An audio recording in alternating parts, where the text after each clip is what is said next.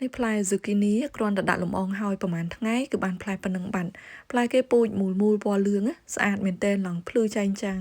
ថ្ងៃនេះគឺយើងមកកាត់យកមកផ្លែអត់ដឹងថាយកទៅធ្វើម្ហូបអីទេបងប្អូនចាំបានតែមកផ្លែអញ្ចឹងឯងឡើងខ្ជូតមែនទែន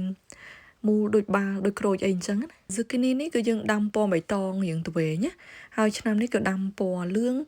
មូលចាដោយសារតែឃើញរូបរាងរៀងប្លែកអញ្ចឹងទៅចង់ដាំដើម្បីលម្អសួនផងហើយយើងដាំតែ2ដើមទេកន្លែងហ្នឹងណាដើម zucchini នេះគឺវាស្តៀងទៅនឹងល្ពៅប៉ុន្តែវាមិនមែនជាដើមវល្លិទេ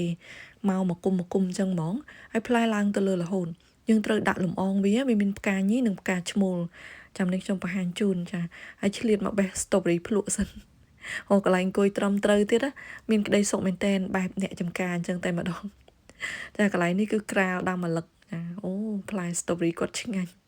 នេះខ្ញុំឃើញកន្លែងនេះមកផ្លែដាំដាក់ផើងអញ្ចឹងចេញផ្លែរហូតបេះញ៉ាំរាល់ថ្ងៃហ្មងចិត្តអស់ហើយចាអស់មួយសាហ្នឹងសូជីទឹកថែមទៀតទៅគឺវាចេញផ្លែមកថែមទៀតហើយខែនេះគឺដាំដុះផ្លែ strawberry ហ្នឹងបានល្អចាខែ4ខែ5ខែ6ស្វាមីនេះខ្ញុំគាត់មកអង្គុយមើលដើមម្លឹកគាត់ចាមិនដឹងថាពេលណាបានបេះបានអីទេនេះចាគយគុណផ្ការុក្ខជាតិអីជុំវិញផ្ទះឡើងស្រស់ស្រាយហ្មងឮសំឡេងចាបបាក់សាបាក់សីឡើងភ្ញៀវខ្ញាពេញនឹងហើយនេះគឺផ្កាខ្ទឹមបងប្អូនធ្លាប់ឃើញអត់បងប្អូនគាត់ឆ្ងល់ថាជប់ធ្វើវីដេអូវិញតែប៉ាត់ចូលមកមើលនៅក្នុង page បានឃើញចាហើយនេះគឺជាផ្កាឈ្មោលខាងស្ដាំដៃបងប្អូនឃើញអត់មានប៉ោងទេហើយផ្កាញីមានប៉ោងខាងក្រោមនឹង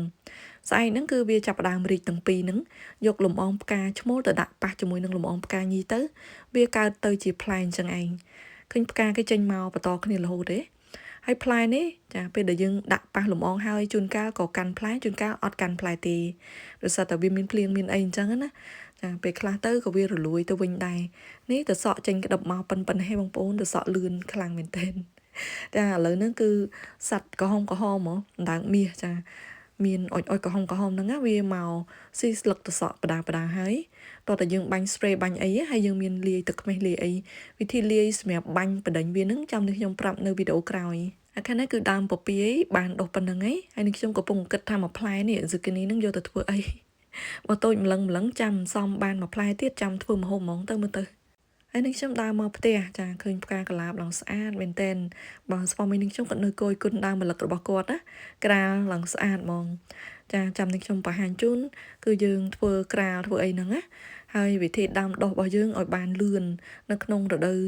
ត្រជាក់រៀងត្រជាក់អត់ទាន់ចូលដល់ក្តៅមែនទេនៅជប៉ុននេះគឺអាឡឹកពេញដុះហើយខែនេះនៅពេលព្រឹកគឺខ្យល់ឡើងត្រជាក់ដូចយើងខែ12អីអញ្ចឹងនៅស្រុកខ្មែរអានេះផ្កាលីលីនៅក្រៅផ្ទះហ្នឹងគឺចាប់ផ្ដើមរីកស្អាតខ្លាំងមែនតែនយើងចាប់ផ្ដើមលើកដាក់ផើងយកទៅតាំងលម្អនៅមុខផ្ទះចាឥឡូវមើលនៅក្រៅផ្ទះសិនផ្កាលីលីអត់ប្រមាថដាំទេបងប្អូនវាមានក្លិនក្រអូបប្រហើរឈ្ងុយទៅតាមពណ៌ប្រភេទវានីមួយ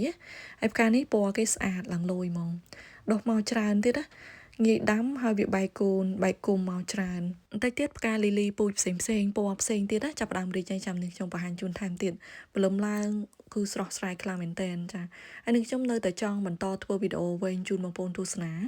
ឲ្យតែឃើញបងប្អូនចូលចិត្ត share ចេញចា comment ចូលមកហើយនៅពាក្យសម្ដីល្អដែលបងប្អូនបាន comment ណានេះខ្ញុំអរគុណខ្លាំងមែនតែនហើយមានកម្លាំងចិត្តបន្តដំណើរធ្វើវីដេអូនឹងបន្តទៀតដែរហើយក៏ចង់ចែករំលែកតិចនិចក្នុងការថែទាំដាំដុះបន្លែចាដើមម្លឹកដើមប៉េងប៉ោះដែលបានផលច្រើនជូនបងប្អូនបន្តទៀតណាអរគុណច្រើនជម្រាបលា